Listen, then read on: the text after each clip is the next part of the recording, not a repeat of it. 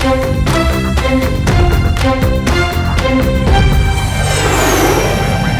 Connect Blue 658, 123 of the Hong Kong Air 330, audience was not approved. Hardware closed and pushback closed check.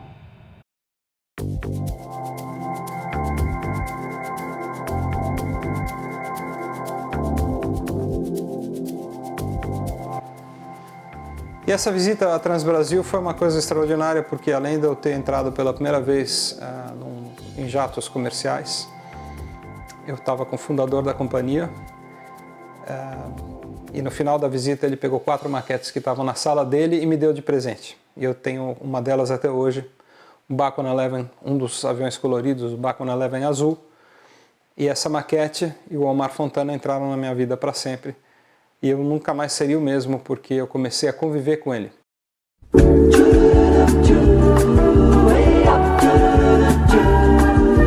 Venha ver o quanto é bom voar, flutuar de norte a sul.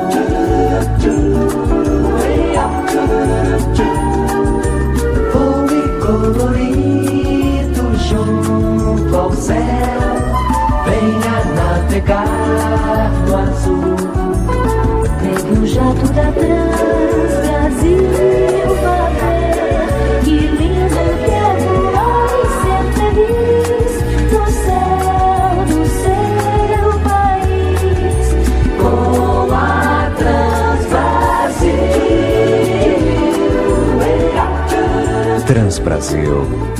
Brasil é com a gente.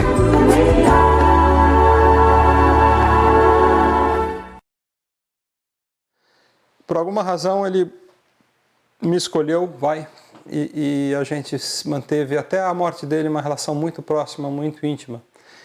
E começou com ele me convidando para fazer uma série de viagens internacionais, coisa que eu jamais teria condição de fazer, tanto econômica quanto simplesmente a oportunidade, ir para os shows aéreos, ir para as fábricas, isso ainda saindo da adolescência, assim, uma coisa incrível. Na paralela, eu fui trabalhar como publicitário, como diretor de arte numa agência de propaganda chamada Alcântara Machado Perecinoto. Eu tinha 18 anos e foi meu primeiro emprego. E lá que eu comecei a trabalhar com marketing, com comunicação, com desenho, né? Porque na minha adolescência eu descobri que eu não podia ser piloto comercial por causa disso aqui, dos óculos. Eu tinha 9 graus de miopia. Hoje eu tenho menos porque eu operei, eu fiz aquela cirurgia laser. Mas naquela época, 9 graus, quase 10 graus de miopia não me permitiriam ser piloto comercial, que era o meu sonho. Bom, enfim, já que eu não podia então pilotar, eu fiquei no chão e falei, quer saber? Vou fotografar os aviões que eu tanto amo. E aí nasceu um hobby que virou quase que uma profissão, que é fotografar aviões. E hoje minha coleção é de 770 mil fotos. Realmente é uma coleção já importante e as minhas primeiras fotos catalogadas, guardadas, já tem 40 anos. Então são 40 anos de fotografia, 770 mil fotos. É foto para burro, você vai ver várias delas aqui no Panda Aviation, ou já está vendo algumas. Mas enfim, não podia voar, podia fotografar, não podia ser piloto, tinha que escolher uma profissão, fui ser publicitário. E aí eu comecei, como eu disse, a trabalhar em agência de propaganda. Minha primeira foi a UMAP, Alcântara Machado Perecinoto, onde eu entrei como estagiário e saí como diretor da área de merchandising. Fiquei mais um aninho numa outra agência, até que em 1989, quando terminou a intervenção na Transbrasil, porque a Transbrasil teve uma desastrada intervenção federal, quando o Omar Fontana retomou a companhia, ele me chamou para ir lá trabalhar com ele, aí full time, tomar conta da House Agency, da agência de publicidade da Transbrasil, chamada Intermarket. Eu fui, eu entrei em janeiro de 90, 2 ou 3 dias antes do plano Collor, que foi um plano econômico que mudou para sempre a cara do Brasil. Aliás, como o próprio governo Collor, que entre erros e acertos fez uma coisa muito importante, que foi abrir a economia. A economia do Brasil era completamente protegida, fechada, era um país que não se colocava no mundo e, sem querer defender a pessoa do político, a orientação econômica mostrou um lado bastante positivo, que foi essa abertura para o Brasil. Mas foi traumático, o Plano Collor foi uma coisa importante que aconteceu, o dinheiro foi confiscado para todo mundo, mexeu demais com a economia, com a vida das pessoas e tal, e mexeria com a aviação, porque no ano seguinte o governo Collor liberou a aviação de maneira praticamente completa. E ao liberar, permitiu que empresas estrangeiras voassem para o Brasil, e ao tomar essa decisão, criou oportunidades para a VASP e Transbrasil voarem para o exterior, aumentando a concorrência e criando uma série de complicações para a Varig, que até então detinha praticamente o monopólio das linhas internacionais. Então esse pequeno gesto, essa pequena mudança na aviação comercial, mudaria para sempre o destino da Varig, da VASP e da Transbrasil. Mas voltando, nessa época eu comecei a ser executivo de aviação, eu comecei a trabalhar na Transbrasil. Primeiro nessa condição de responsável pela publicidade e propaganda da Transbrasil, que foi o que eu fiz. Inclusive tem um vídeo aí na internet que eu gravei nessa época, em 91, que eu convidei meu pai para apresentar, até porque meu pai era muito amigo do Omar Fontana. E o pessoal olha e fala, puxa, o Jomir falando sobre aviação, mas quem escreveu o roteiro, quem escreveu o vídeo fui eu. Meus colegas da Transbrasil, de ar e na terra, estamos aqui reunidos numa ocasião especial. Desta vez, através da eletrônica, porque nos anos anteriores a rede não tinha algum tempo para percorrer algumas das bases e ter um diálogo franco e objetivo com todos os nossos funcionários de qualquer categoria, desde o posto mais humilde até os mais importantes. Ou saindo dos Estados Unidos. A liberação da competição entre as companhias aéreas seguiu uma regra simples.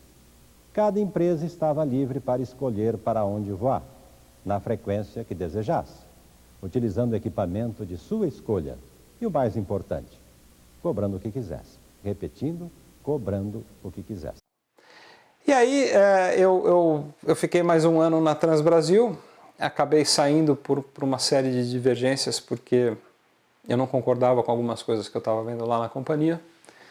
Eu saí, fiquei um ano mais ou menos trabalhando em publicidade e o comandante Omar Fontana veio atrás de mim de novo. Aí ele pegou e falou, olha, em que agência você está trabalhando? Eu falei, eu estou trabalhando na W Brasil, do meu querido guru Washington Oliveto, que foi um cara fundamental na minha carreira também, um dos melhores chefes que eu tive.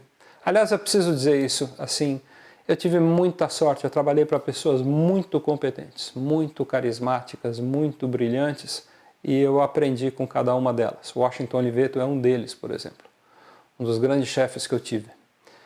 Outro que eu quero citar, que também que eu sempre lembro, é um cara que eu amo até hoje, guru da propaganda brasileira, Alex Pericinotto, que era o principal executivo da Almap, do meu primeiro emprego, e alguns outros mais que eu vou lembrando e eu vou contando. E aí eu trabalhava na W Brasil, ele entregou a conta da Transbrasil para a W Brasil para eu cuidar da conta. Eu fiquei 2 anos nessa posição, aí comecinho em março de 95, ele me chamou para um papo e falou, olha, você tem que voltar, não quero mais saber de você ficar em agência de propaganda, coisa nenhuma, você tem que voltar para trabalhar com a gente aqui. E eu disse para ele, falei, chefe, eu estou trabalhando em propaganda, eu estou bem, estou feliz na W Brasil, não dá. Eu ganho muito bem, eu ganho mais do que eu ganharia aqui, desculpa, eu não posso voltar, não posso, adoraria, mas não dá. Aí ele pegou e falou, olha, não, você faça aí a proposta, você escreva a proposta que permitiria que você voltasse para cá. Falei, mas nessa proposta a questão não é só grana, é um monte de coisas que eu gostaria que acontecessem aqui e que eu acho que dificilmente vão acontecer. Ele falou, eu não quero saber, você ponha no papel. Eu coloquei no papel, mandei entregar para ele. Naquela época a gente tinha muito pouco fax, não tinha e-mail. Ele me chamou para um papo, carta em cima da mesa, pegou e falou, a carta está aqui, eu já li, quando você começa? Falei, mas o senhor leu e concordou?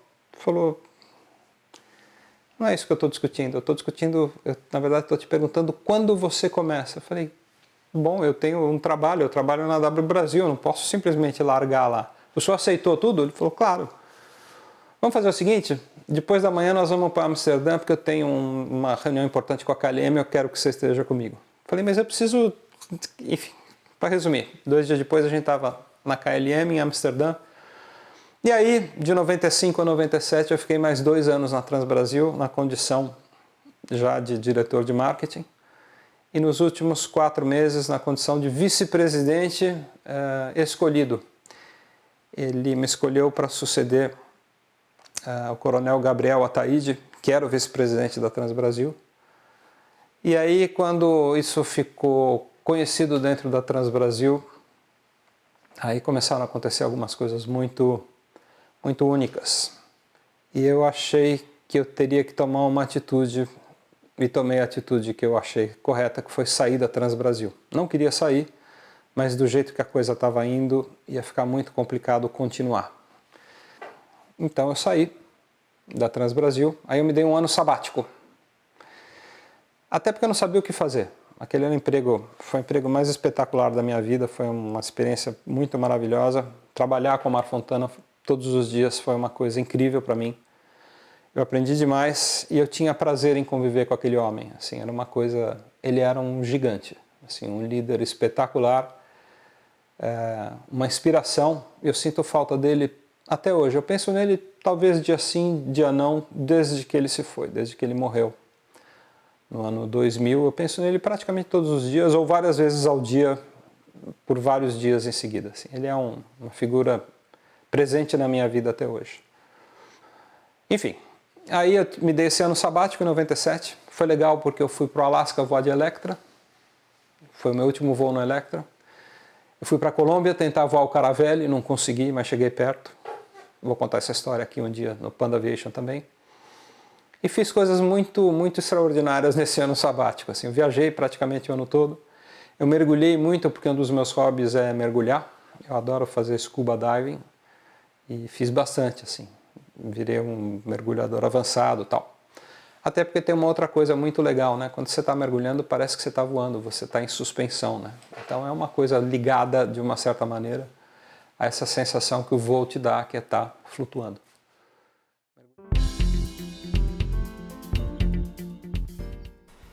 Olha, para quem é piloto frustrado como eu, mergulhar é uma coisa excepcional, porque de uma certa maneira a gente está voando, né? E aqui eu estou em Palau e Iape, 2 ilhas, 2 arquipélagos que formam parte da Micronésia, um país no meio do Oceano Pacífico. E a razão de eu ter ido para lá é porque, além de ser um dos melhores mergulhos do mundo, dá para ver aí como a água é totalmente transparente, né? Fazendo umas fotinhos aí. Foto submarina. Na época de câmera com filme. Outro papo, pessoal. Mas sobretudo eu fui para lá porque você encontra as mantas, ou arraias jamanta, como a gente fala no Brasil, que são esses animais maravilhosos. Aproximadamente 5, 6 metros de envergadura. E fica fácil entender porque que ele é um dos meus animais preferidos, né? Esse é um trem. Acontece durante poucas épocas do ano. É um ritual de acasalamento, na verdade. A fêmea vai na frente e os machos seguem atrás. E é uma dança, é uma coisa maravilhosa de se ver, né? Realmente algo incrível. Mergulhar é muito legal. Mergulhei bastante nesse ano, mas aí voltei, né? Uma hora a grana acabou e eu tive que voltar para trabalhar. Eu voltei em 98, voltei para propaganda, para agências.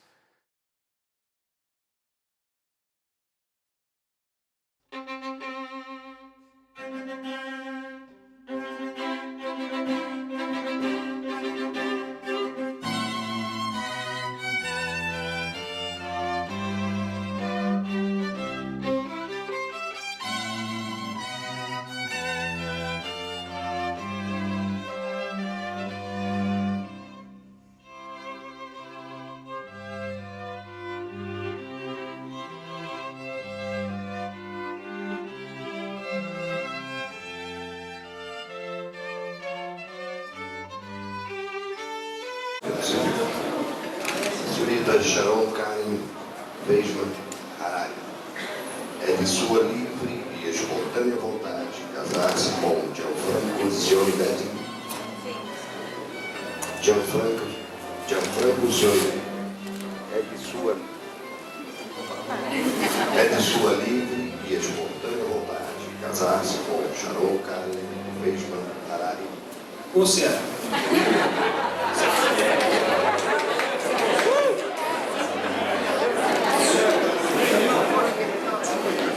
De acordo com a vontade, e ambos acabais de afirmar perante mim que vos receberdes por marido e mulher, eu, em nome da lei, vos declaro casados.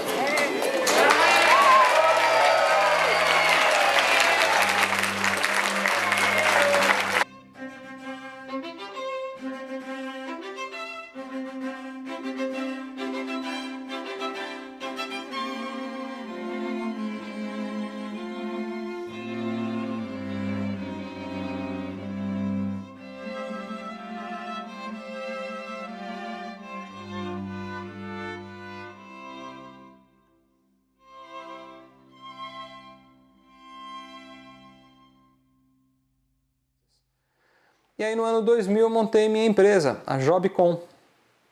E a Jobcom foi uma empresa que eu montei basicamente para desenvolver sites. E aí eu desenvolvi 2 sites muito bacanas. O site do meu pai, do Joelmir Betti, que dava bastante trabalho, porque era um portal de economia.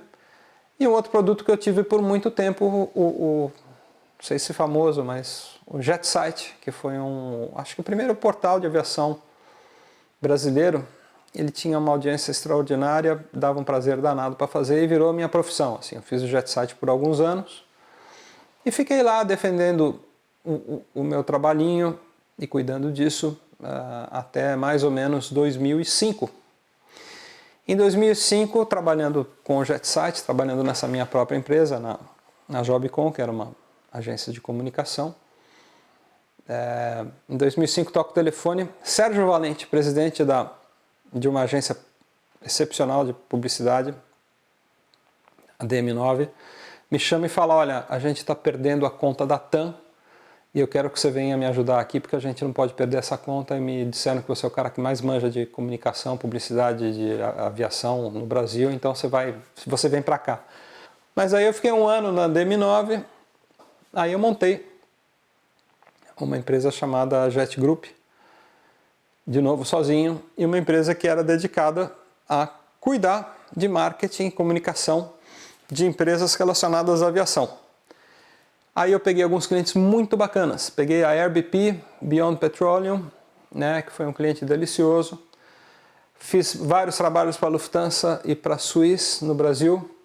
Peguei a Rolls-Royce Aero Engines no Brasil.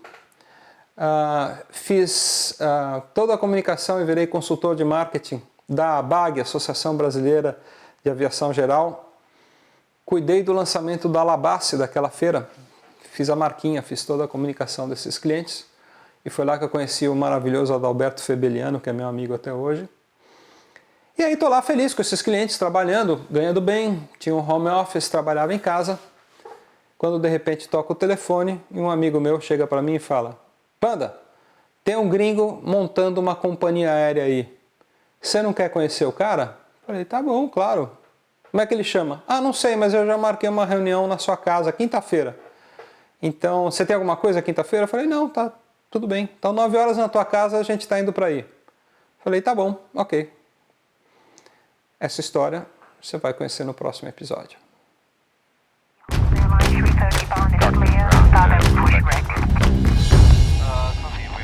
Cargo Blue 658, 1 clear of